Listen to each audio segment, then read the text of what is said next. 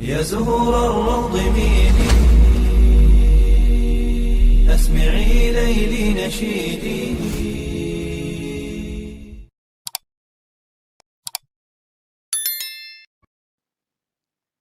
Assalamualaikum warahmatullahi wabarakatuh. Syukur alhamdulillah, dalam kesempatan yang mulia ini kita masih diberikan banyak kenikmatan sehingga kita dapat berjumpa kembali di channel ini. Marilah kita senantiasa bersolawat serta salam kepada junjungan kita semua, yaitu baginda Nabi Muhammad sallallahu alaihi wasallam. Allahumma sholli ala sayyidina Muhammad wa ala ali sayyidina Muhammad. Doa dan harapan saya, semoga sahabatku semuanya selalu diberikan kesehatan, diampuni dosa-dosanya, dikabulkan segala doa dan hajatnya, serta dilapangkan rezekinya oleh Allah Subhanahu wa ta'ala. Amin ya robbal alamin. Sahabatku yang dirahmati Allah Subhanahu wa ta'ala, dalam praktek ibadah sholat, pemilihan mukena merupakan hal yang penting bagi umat Islam, terutama pada kalangan muslimah. Namun perlu diperhatikan bahwa tidak semua mukena layak dipakai dalam aktivitas beribadah ini. Berdasarkan ajaran Islam, terdapat mukena-mukena yang haram dipakai dalam sholat. Mari kita jelajahi bersama mengenai 9 jenis mukena yang termasuk dalam kategori tersebut sesuai dengan panduan agama yang telah ditetapkan. Sahabatku yang saya cintai, silakan simak video ini hingga selesai supaya segala informasi yang kami sajikan tidak menjadi gagal faham di memori pikiran kalian. Terima kasih. Yang pertama, mukena dengan dagu yang tidak tertutup dinyatakan haram dipakai dalam sholat. Hal ini didasarkan pada penjelasan dari ulama Syafi'iyah, yaitu Imam Ash-Shirazi, yang menguraikan batasan wajah secara rinci, yaitu dalam kitab Al-Muhazzab.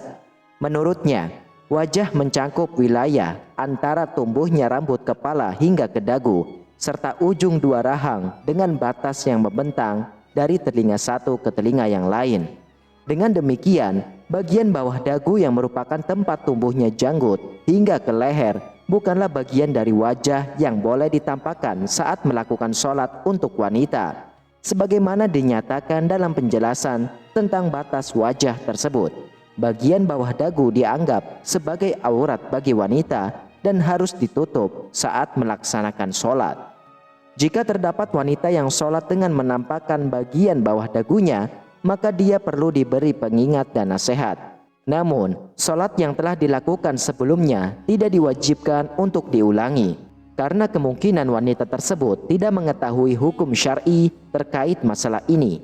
Untuk itu, silakan saudaraku membagikan informasi ini kepada sanak saudara, teman, dan kerabat supaya menjadi pembelajaran dan ilmu pengetahuan. Lalu yang kedua, mukena yang transparan juga termasuk dalam kategori mukena yang haram dipakai dalam sholat. Mukena transparan memiliki sifat yang kemungkinan bagian dalam mukena terlihat, termasuk bagian auratnya. Dalam sholat, umat Islam diwajibkan menutup auratnya dan tidak boleh ada bagian aurat yang terlihat. Menurut Ustadz Yahya Zainul Ma'arif, atau yang lebih dikenal dengan sebutan Buya Yahya, meskipun kain tipis tidak masalah, namun jika aurat terlihat melalui kain transparan, maka mukena tersebut dianggap tidak sah untuk digunakan dalam sholat. Dalam kitab Fathul Qorib disebutkan bahwa salah satu syarat sah sholat adalah menutup aurat, kecuali wajah dan telapak tangan bagi wanita.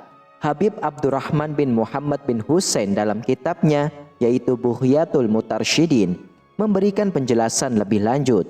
Dia menyatakan bahwa syarat dasar menutup aurat adalah tidak terlihatnya warna kulit asli seseorang ketika sholat dan berinteraksi dengan orang lain, baik dalam majelis pembicaraan maupun di luar majelis, sehingga mukena yang transparan tidak memenuhi syarat ini dan dianggap tidak pantas dipakai dalam sholat.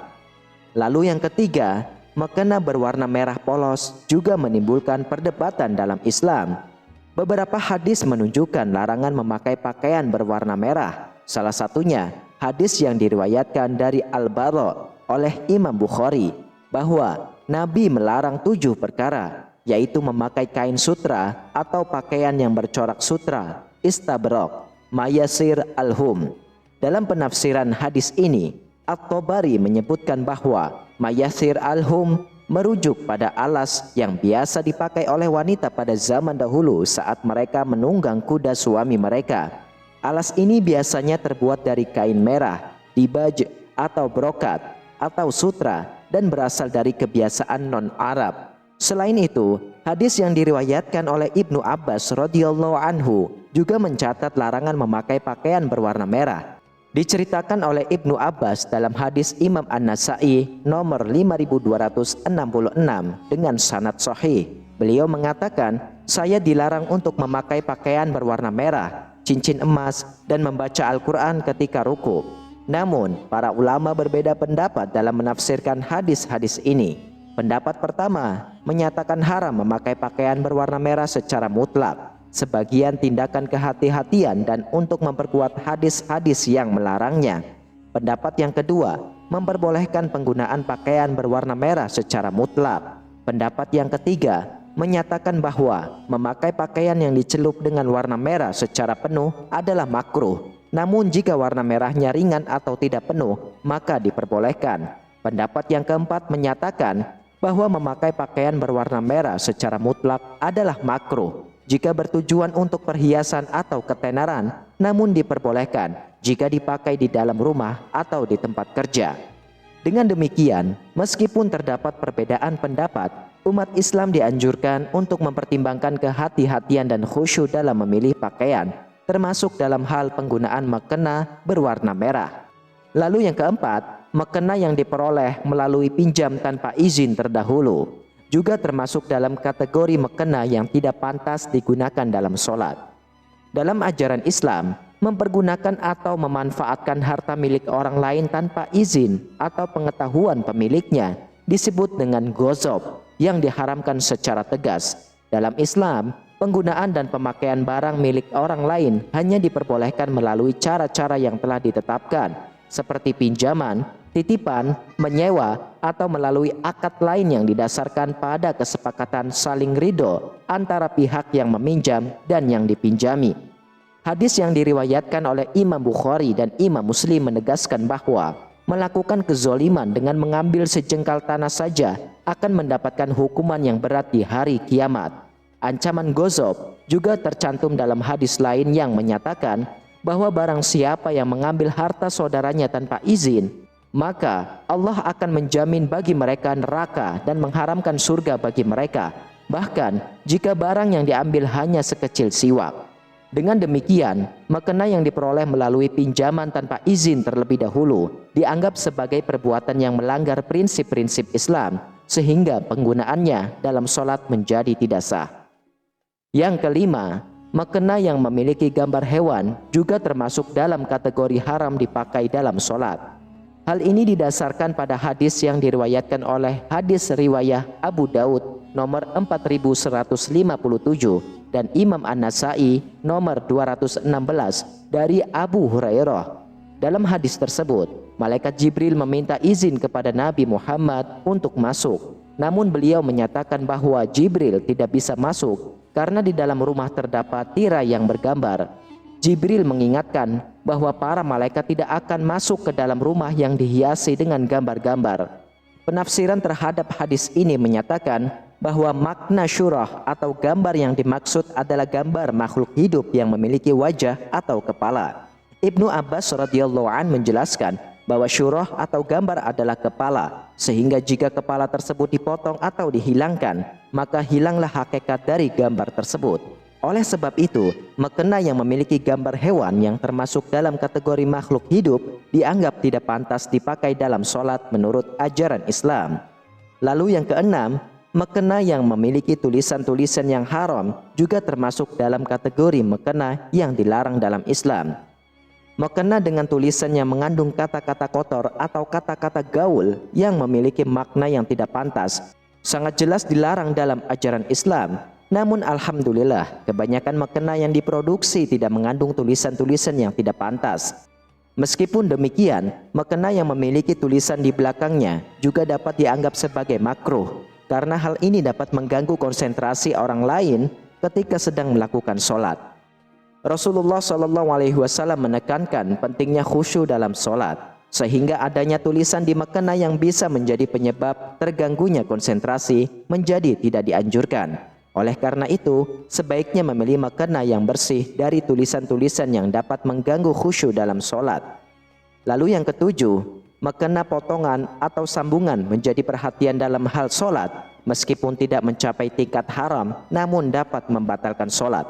Syekh Ibnu Al-Qasim Al-Ghazi menjelaskan dalam kitab Fathul Qorib bahwa aurat wanita dalam sholat mencakup seluruh badannya kecuali wajah dan kedua telapak tangannya, baik bagian luar maupun dalam, hingga pergelangan tangan. Salah satu tradisi yang umum di sekitar kita adalah penggunaan mukena potongan atau sambungan sebagai penutup aurat perempuan saat sholat. Namun penggunaan mukena potongan perlu diperhatikan karena dapat menyebabkan terbukanya aurat saat sholat. Lalu yang kedelapan, mukena yang tidak menutup aurat secara sempurna juga termasuk dalam kategori mukena yang tidak layak dipakai dalam sholat.